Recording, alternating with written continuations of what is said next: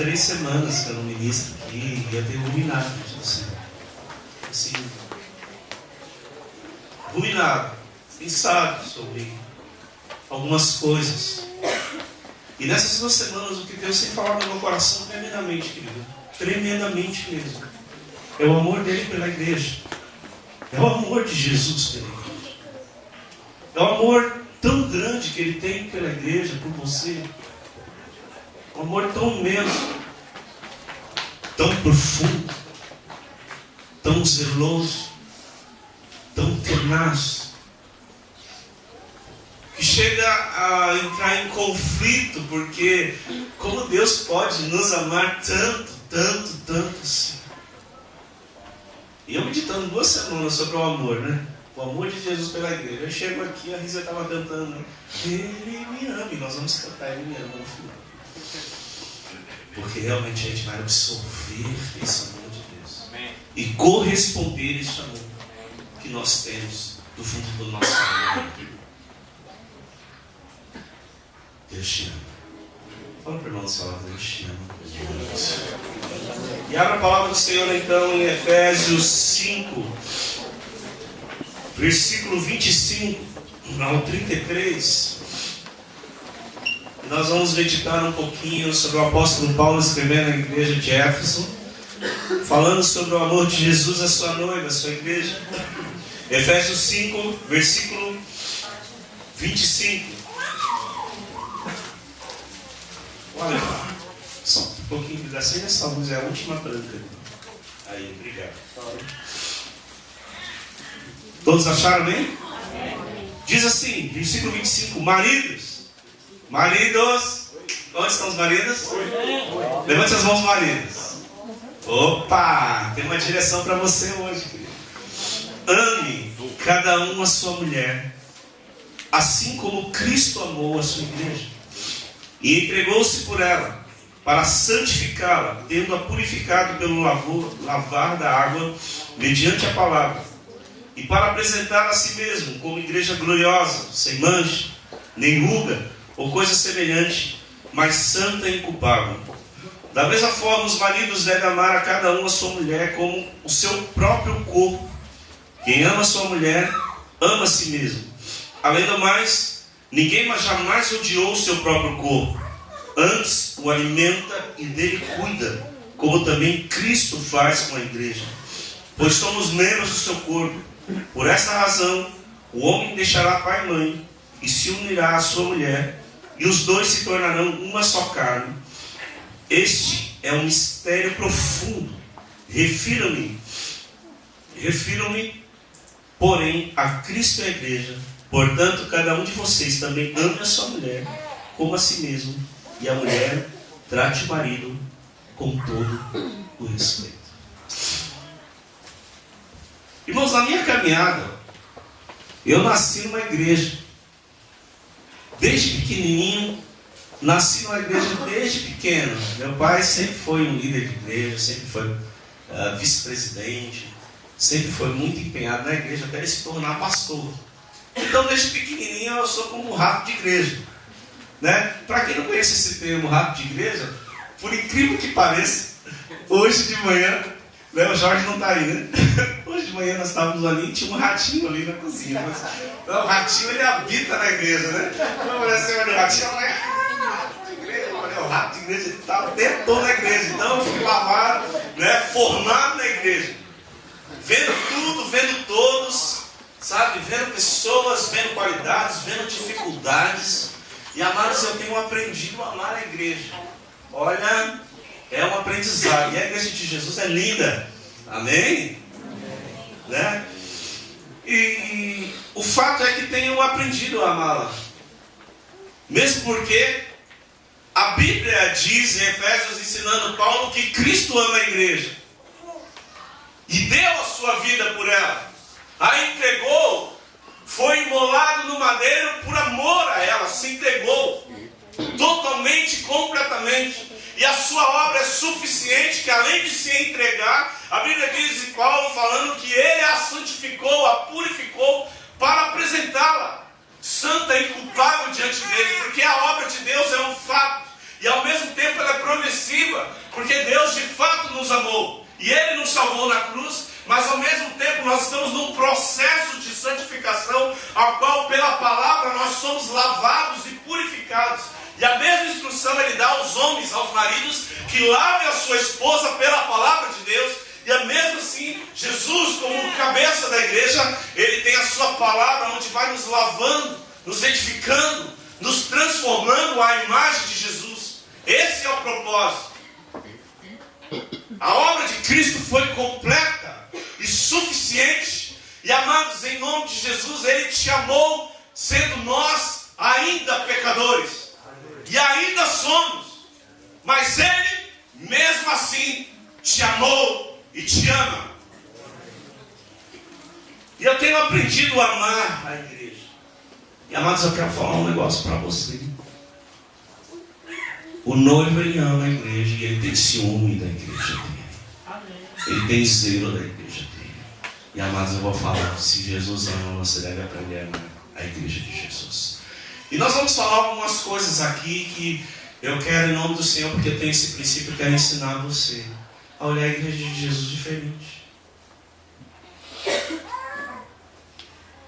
Porque se Jesus ama, vou fazer uma pergunta. Você ama? Você ama a igreja de Jesus? Pensa. Porque Jesus ama. Não, pastor. Você não entende. Jesus esteve aqui há 2000 anos atrás. Não está no nosso meio, não está vendo algumas coisas. Entenda duas coisas que você não pode esquecer, querido. O crente nunca pode esquecer de duas coisas: que o túmulo está vazio e o trono está ocupado. Deus sempre está no controle de tudo. Amém? Amém. E a maneira como você vê a igreja, eu quero que você hoje mude a sua maneira de pensar. E troque o seu óculos. Porque você vai ver a igreja diferente a partir de hoje, em nome de Jesus. Amém? Amém? Deus vai te dar um colírio lindo nos seus olhos. Você vai ver a igreja com um amor tão grande, amado, que você vai sair daqui chapado, mergulhado na boca. Amém? Aleluia. Como nós podemos olhar para a igreja de Jesus e amá-la? Essa é a pergunta que eu quero fazer. Olhar para a igreja de Jesus e amá-la. Como nós podemos olhar para a igreja de Jesus e amá-la? Primeiro, olhe para dentro. Olhe para dentro de você. Porque quando nós perguntamos se eu amo a igreja, a pergunta é: eu, diante dessa resposta, me incluo ou me excluo? Olhe pela janela ou eu estou dentro dela? Olhe para dentro. Olhe para si. Olhe para a sua vida, pela sua condição. Olhe quem você é, a essência que você é. Olhe para dentro de você. E você vai começar a olhar diferente. Como é a igreja de Jesus.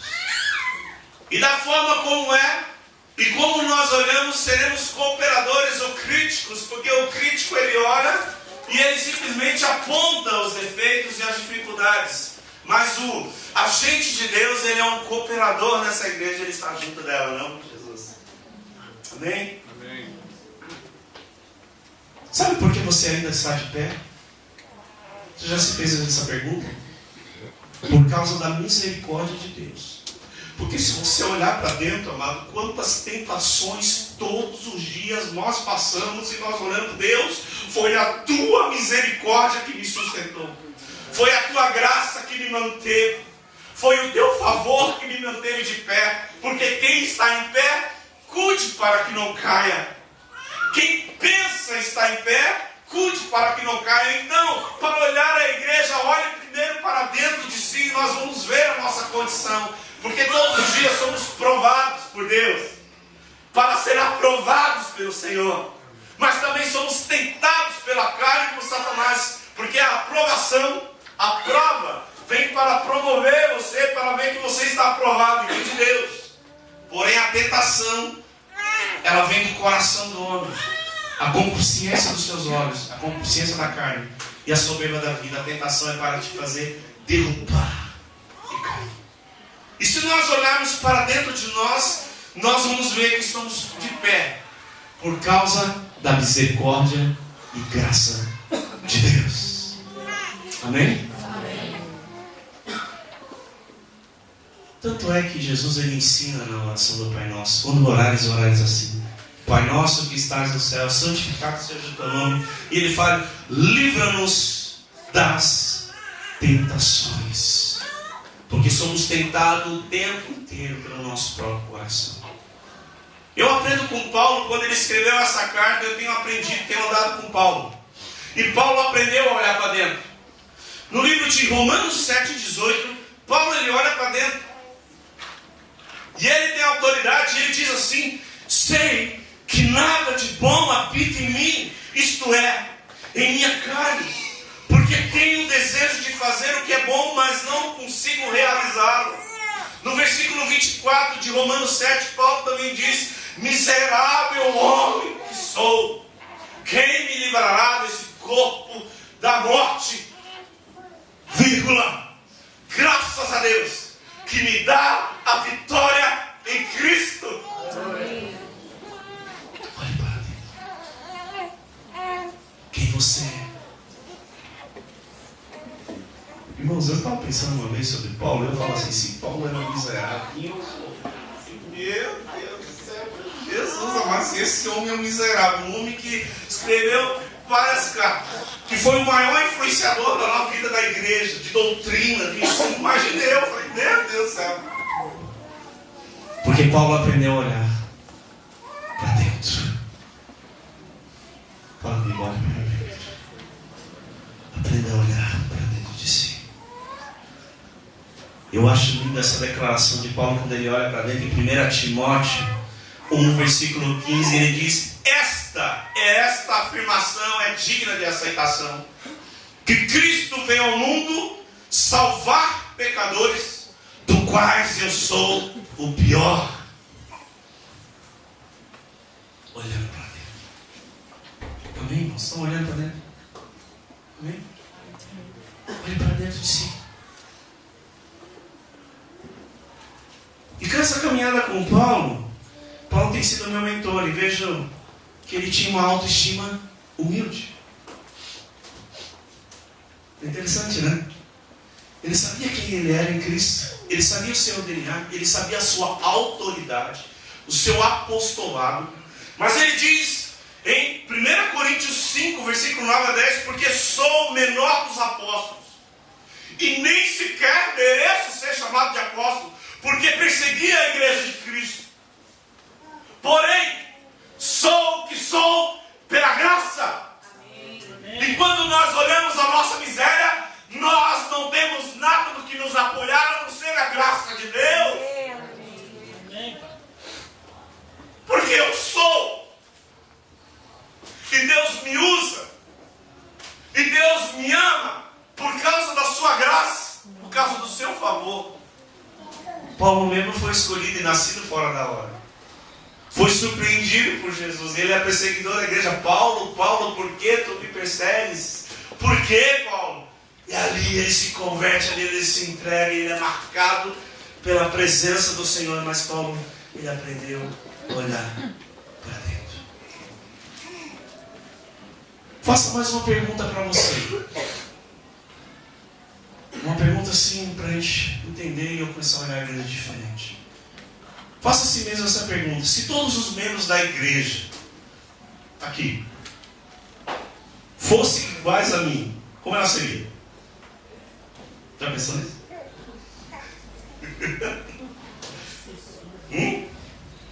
Boa pergunta, né? Para você analisar. Talvez você possa ter a resposta, mas vai falar igual o fariseu, né? Senhor, se ele eu jejuasse 2 vezes por semana dessa oferta, ele fosse um homem fiel, né? Mas esse não achou graça diante dos olhos de Deus. Mas do outro lado estavam publicando, batendo no peito, falando assim: Senhor, ai de mim, eu não sou digno nem de olhar para cima, porque sou um pecador. E a Bíblia diz que esse homem sim achou graça diante dos olhos de Deus e saiu justificado por Cristo. Porque Deus resiste o soberbo, mas dá graça aos humildes.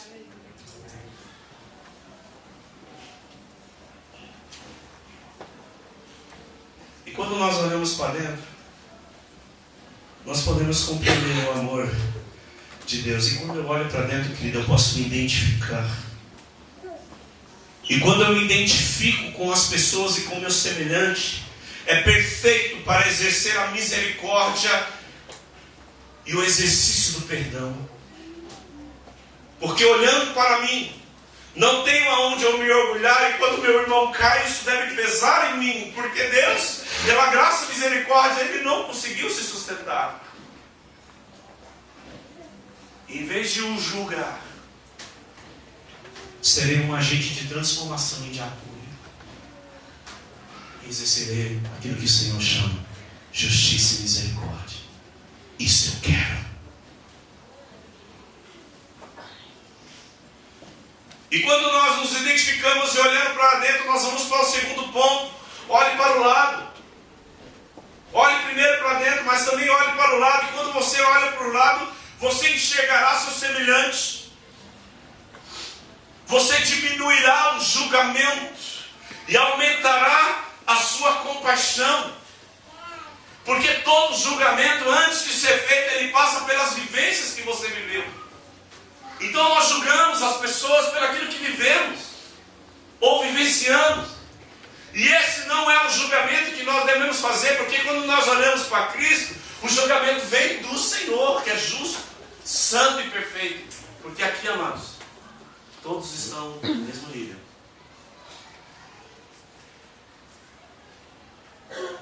Portanto, Romanos também, Paulo falando, Romanos 2, versículo 1, ele diz: portanto, você que julga com o próximo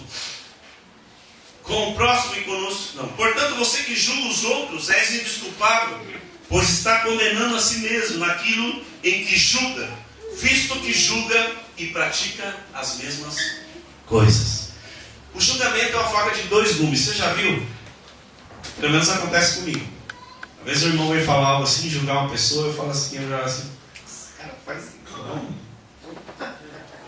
Não é verdade? Só eu faço isso, você também faz. Porque isso é humano. Nós julgamos, as pessoas falam e você já está fazendo uma faca de dois gumes, porque quando você julga, você já é julgado. Mas quem é ele? Ele também faz as mesmas coisas. Então olhe para o lado. E descobrir na caminhada. Tenho descoberto ao longo da caminhada que não sou perfeito. Meu cônjuge não é perfeito. Meus pais não eram perfeitos. E aí eu amadureci um pouquinho mais e eu vi que a igreja também não era perfeita. E aí eu comecei a olhar que meus irmãos não são também perfeitos. E aí eu entrei em crise. Porque quando a gente é novo convertido, a gente acha que tudo é lindo, tudo é perfeito, tudo é maravilhoso. Aí é o céu na terra, é aquela coisa gloriosa. Oh, maravilha, você é só glória, é só bênção, é só irmão, meu Deus, é maravilhoso. E aí você cria, né? E aí também, né, novo convertido, adoração, não sei quantos aqui, quantos são adoradores, né? A gente tem uma tendência a fabricar ídolos, aí também eu fabricava meus ídolos e meus adoradores. Eu falava, eu tenho que estar com esse cara nesse ambiente, deve ser uma coisa sobrenatural. E aí eu conheci muita gente, gente grande, entre aspas. Gente boa, gente de Deus.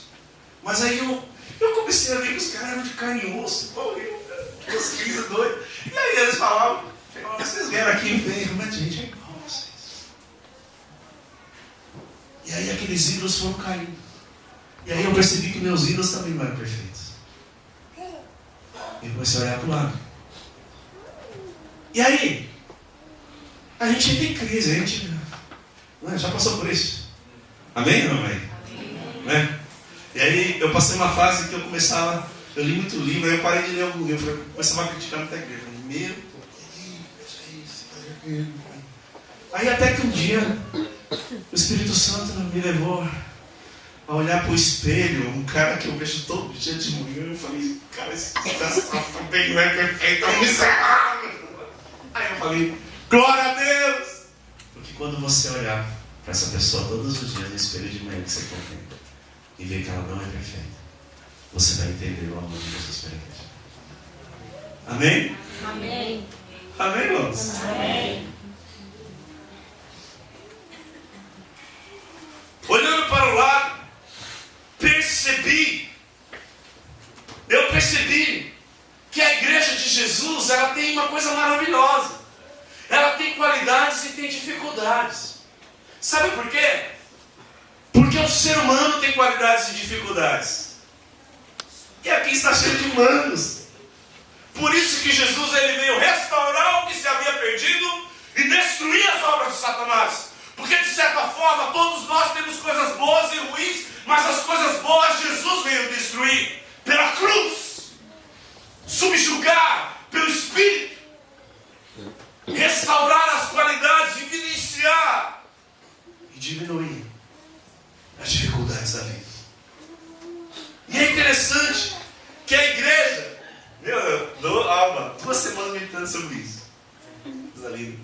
E aí eu descobri o seguinte: sabe por quê? Se a igreja tivesse só qualidades, na verdade ia ser só no céu. Amém?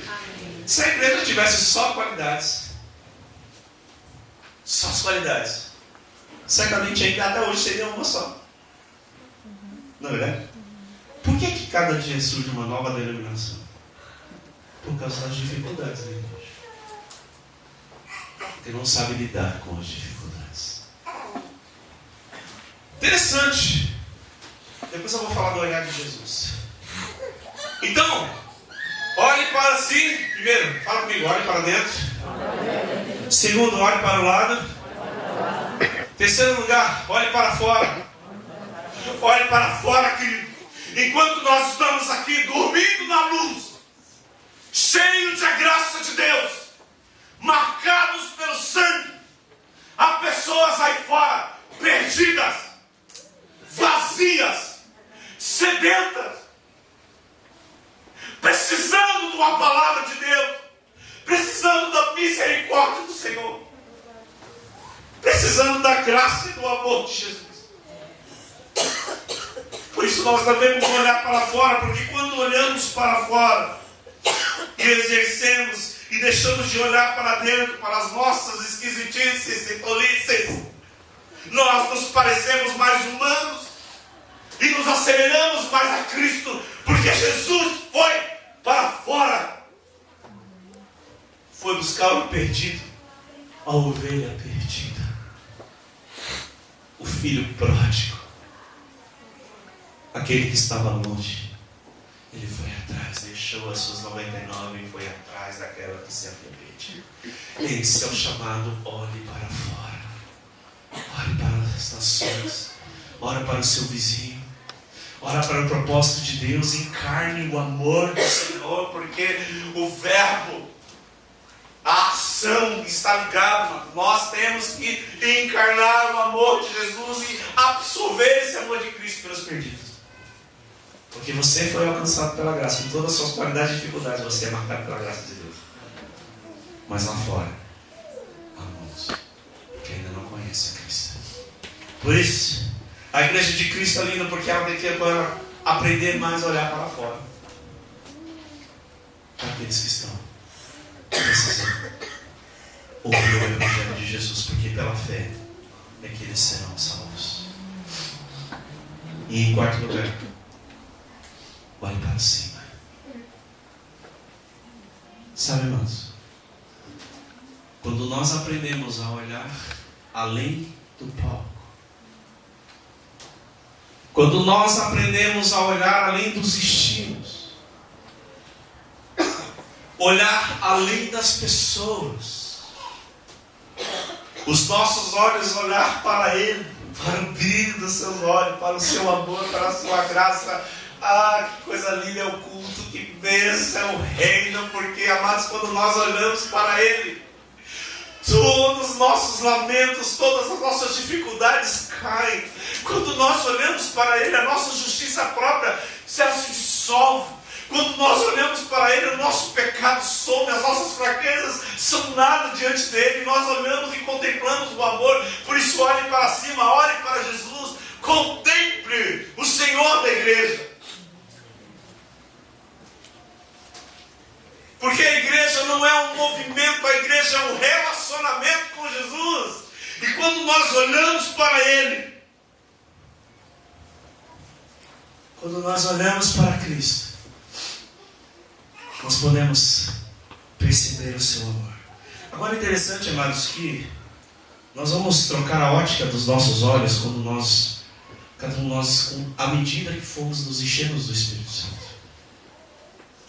Porque o Espírito Santo é o próprio Deus dentro de nós que vai te trazendo olhos espirituais.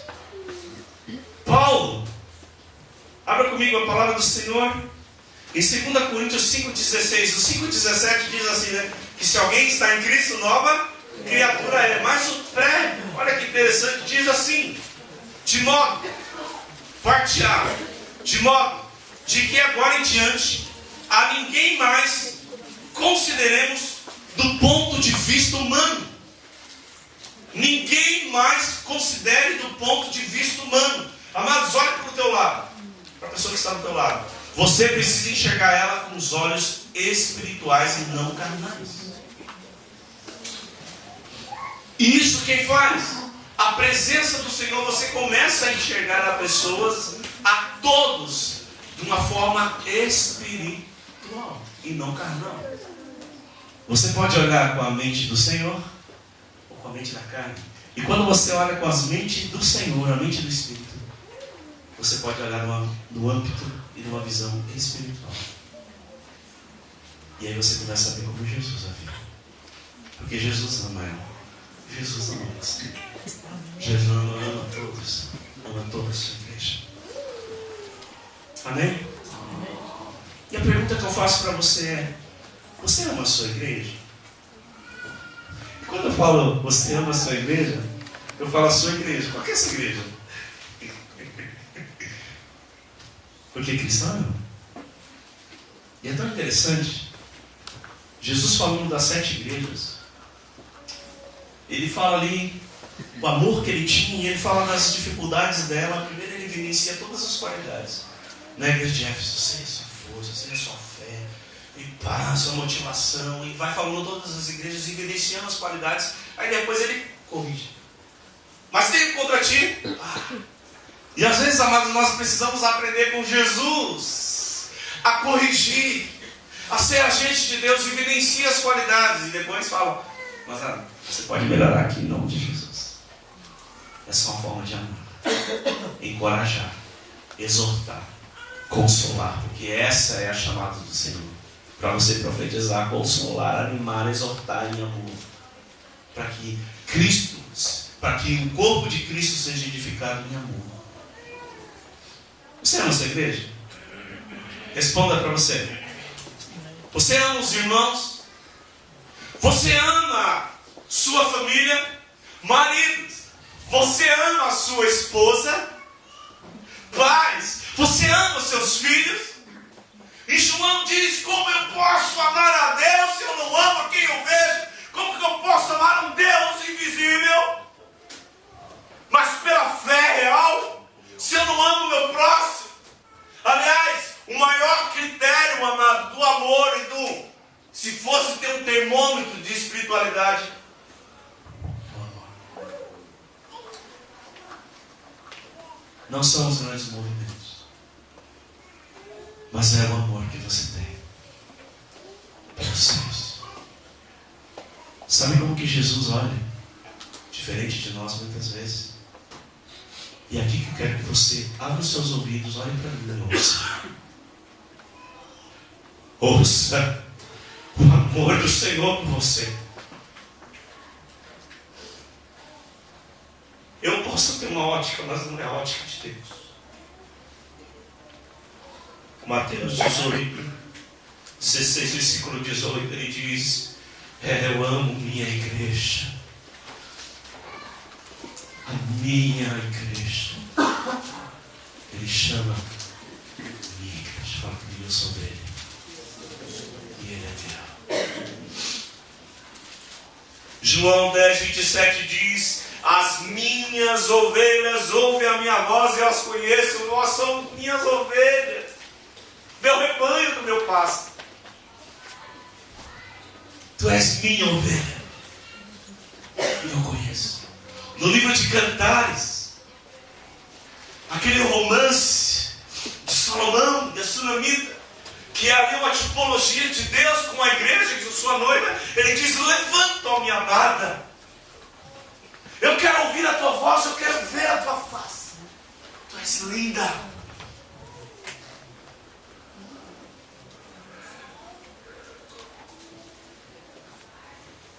João 17, versículo 6 diz assim: quando Jesus ele ora ao Pai, ele diz: o Senhor não roga apenas por isso, mas por todos aqueles que lhe deste, todos aqueles que são meus. Tu és minha noiva, tu és minha igreja, tu és. E olha que lindo aqui esse texto, eu acho lindo esse aqui, né? João 13:36, que fala: meus filhinhos. Oh, gente, que delícia. Naquela ceia, Jesus está ali com os discípulos e ele ensinando a igreja, ele fala: meus filhinhos. João 17 também ele fala: eu amei eles até o fim. Até o fim eu os amei. Até o fim eu os guardei. E ele roga ao Pai: Pai, guarda então, guarda aqueles que tu me deste, guarda a tua herança. A Bíblia fala: eles são minha herança. Segunda coisa que fala: meu povo. E aí vai falando, amado, quantas coisas, minha noiva. Apocalipse. Os santos. O sacerdócio universal. Uma nação de séculos. De discípulos. Assim que Deus te deu. Mesmo muitas vezes o seu pecado fazendo barulho. Foi exatamente por isso que Jesus, ele te amou. Oséias, quem conhece a história de Oséias, esse homem que foi chamado por Deus, e ele amou aquela prostituta. Sabe por quê, amado? Deus queria mostrar que ele ama pecador. Glória a Deus. Mesmo com todas as falhas, e quantas vezes nós, igreja, temos amantes, temos bezerros de ouro, levantamos ídolos e tiramos o foco dele, e olhamos os bezerros que o mundo nos oferece, e aí levantamos altares de adoração, de dedicação, de ofertas e manjares, e sacrificamos vida e família nos altares por causa desses ídolos, feitos pelas mãos dos homens.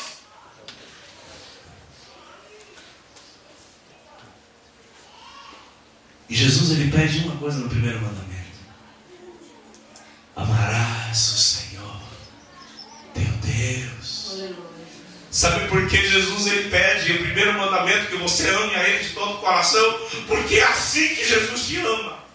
Ele te ama de todo o coração. Ele te ama com todas as suas forças. Ele te ama com toda a dedicação. Ele te ama com a sua vida, ao ponto de não se amar por você, ao ponto de se entregar por você, ao ponto de renunciar à sua vida, por amor.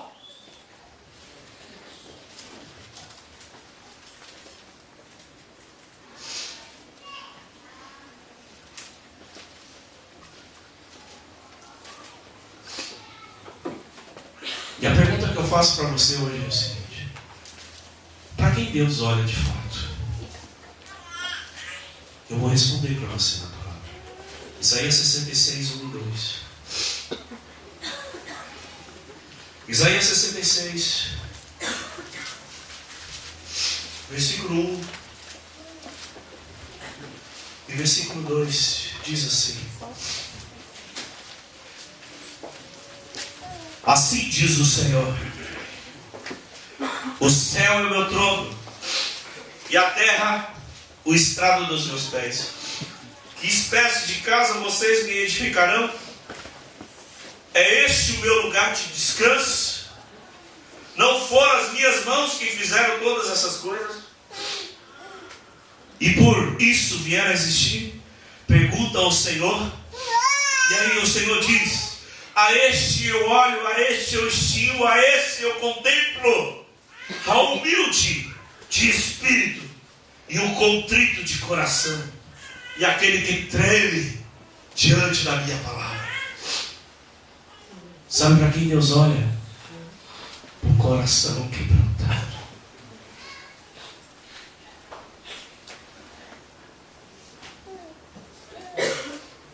Homens como Pedro,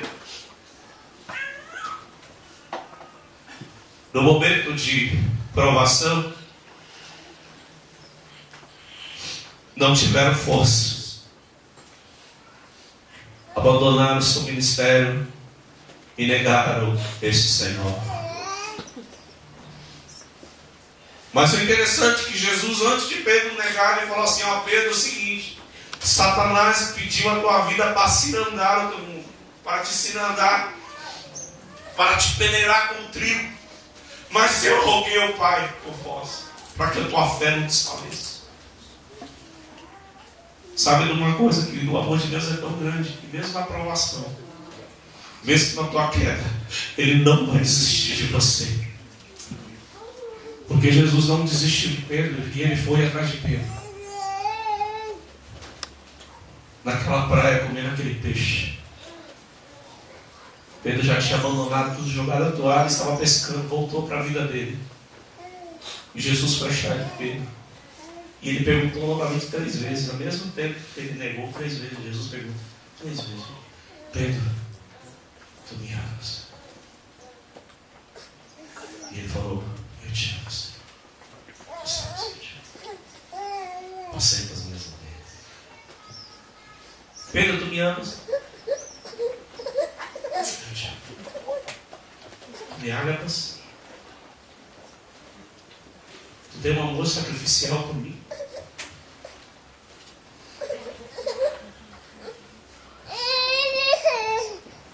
Tu me amas mais do que a ti mesmo? Porque eu te amo mais do que a mim mesmo. Eu renunciei minha vida por você. E o que Deus espera de você é isso. Você não precisa ir à cruz, mas o princípio da cruz é a renúncia. O princípio da cruz é a entrega. O princípio da cruz é a obediência. O princípio da cruz é a santidade. O princípio da cruz é se encher do Espírito. O princípio da cruz é a obediência. O princípio do Senhor. Tu me amas?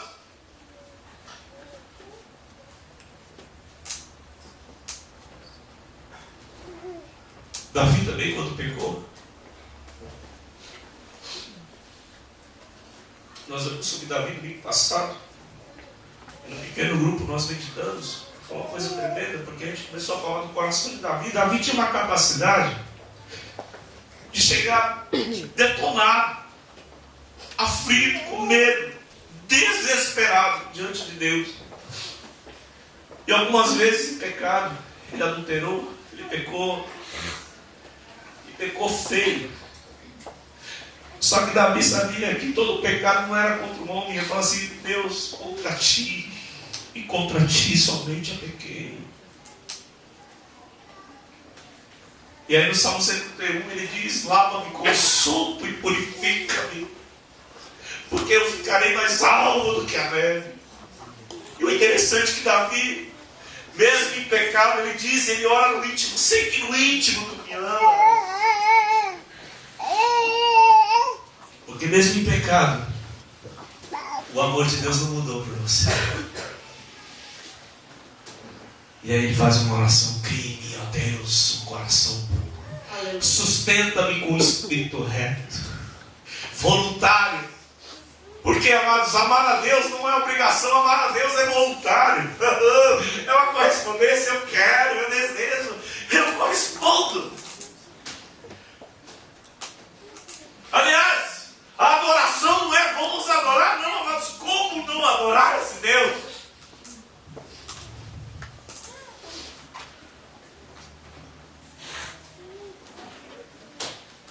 Discipulado não é responsabilidade, é presente de Deus. Isso é trocar a sua ótica.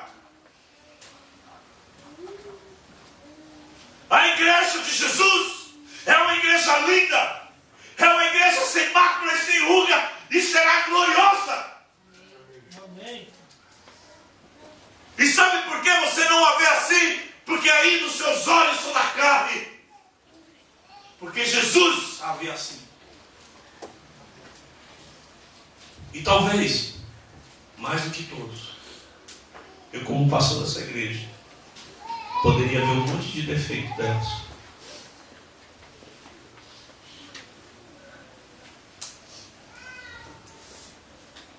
Quantas coisas, né, cara? Moisés tinha autoridade para falar do povo. Moisés poderia falar: esse povo é obstinado, esse povo é idólatra, esse povo é rebelde, esse povo é tudo isso, Senhor. E aí ele fica até em crise, ele chega diante de Deus: Deus, mata-me, porque o que o Senhor fez? Olha o que o Senhor fez comigo. O povo queria apedrejar Moisés, queria matá-lo, rejeitá-lo. E sabe o que ele fez? Quando fizeram o bezerro de ouro, Deus queria acabar com tudo. Ele clama por misericórdia e fala: Deus. Ele encarnou o amor de Cristo e ele intercedeu pelo povo. Amado, se você não ama a igreja, não fale dela. Se você não chora, se você não ajoelha por ela, não fale da igreja de Jesus.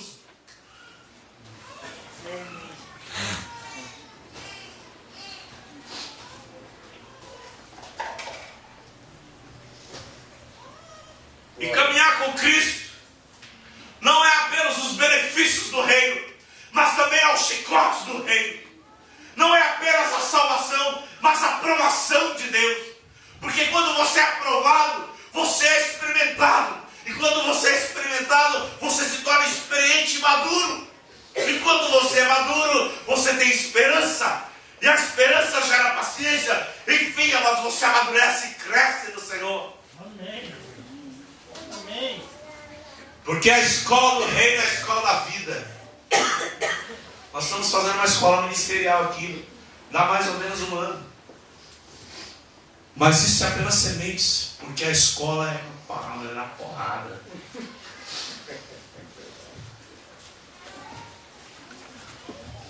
É chicote, é abandono, é traição. Eu não estou aqui desabafando, aí tem muita gente que pode estar aqui pensando: o pastor deve estar passando por nada, porque eu apenas estou pregando o evangelho de Cristo. Amém. Porque por tudo, tudo que eu já vivi foi pouco ainda. Tem muito ainda para mim. Mesmo assim, vale a pena. A igreja de Jesus é linda. Amém. Porque eu também faço parte dela. Amém. Jesus te ama. Então aprenda uma coisa. Olhe para dentro. Feche os seus olhos, eu quero ministrar o teu coração. Olhe para dentro de você. Mesmo sendo pecador, mesmo você estando aqui cheio de falhas e pecados, por maior que seja o teu pecado, Cristo morreu por ele. Por maior que seja a tua culpa, o teu medo, as tuas fraquezas e as tuas dificuldades, Jesus ama você. Talvez você entrou aqui diante da palavra, você se sente mais miserável, pecador. Pois o homem mais sujo deste lugar, ele pode se tornar um homem mais limpo, por causa do sangue de Jesus.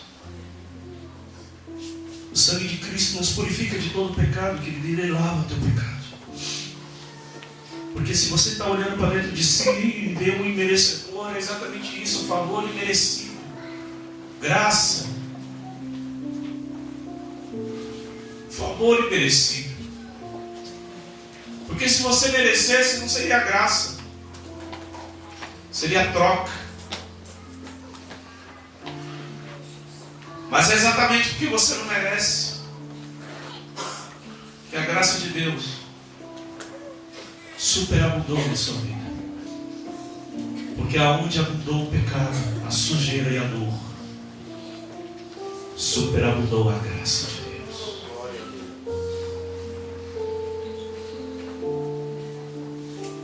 Paulo aprendeu a olhar para dentro de si. Ele falou: eu sou um miserável, sou pecador, mas Cristo Jesus me dá a vitória em Cristo. Ele entendeu que seu apostolado, ser o menor dos apóstolos, ele nascido fora do tempo, ele não merecia nem ser chamado de apóstolo. Porque os nossos títulos não melhoram a nossa vida, e nem nos falam de alguém melhor, mas alguém mais responsável. Paulo diz: para mim, o apostolado não é nada, o título não faz nada diante de Deus. E em Timóteo ele diz: eu sou um pecador, o pior.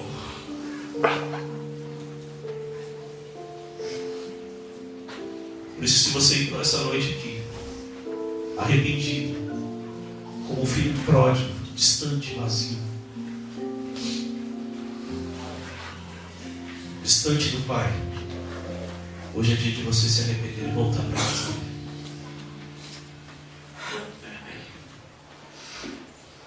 Que a graça de Deus, doce, meiga e suave, venha repousar sobre a sua vida.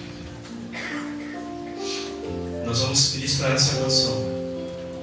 E aí, como você está sentado um pouquinho, eu quero que você medite no amor do Senhor.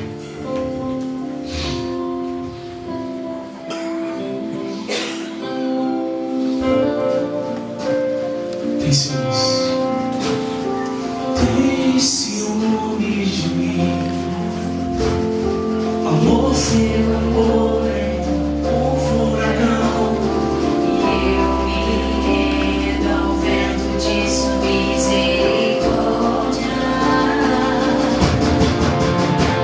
Então, de repente, não vejo mais minhas aflições, só vejo a glória e percebo quão maravilhoso Ele é e o tanto que Ele me quer. Oh, Ele me amou. Ele me ama.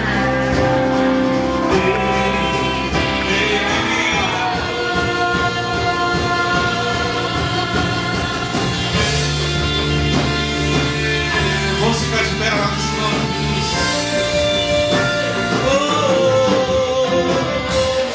Sua essência é o nosso galardão. O seu olhar de graça nos atrai a redenção. Se a graça é um oceano, estamos afundando. O céu se une à terra como um beijo apaixonado. Meu coração dispara e meu peito acelerado. Eu não tenho tempo pra perder com ressentimentos quando penso que Ele me ama.